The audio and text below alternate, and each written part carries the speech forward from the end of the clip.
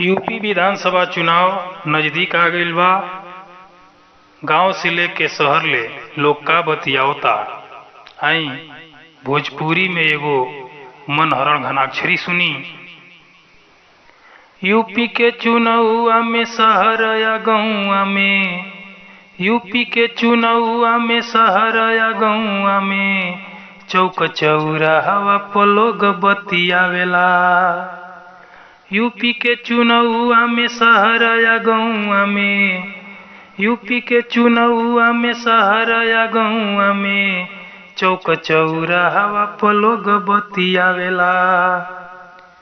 केहू कहे बसपा के, केहू कहे भाजपा के, केहू कहे बसपा के, केहू कहे भाजपा के, सपा कांग्रेस केहू निर्दल जितावेला।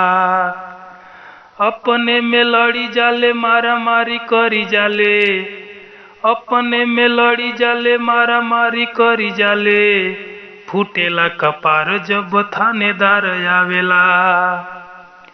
जेलवा में डाली देला औरी उगाली देला, जेलवा में डाली देला औरी उगाली देला, लादे जम्मू कदमा न केहू बचावेला, लादे जम्मू कदमा न केहू बचावेला।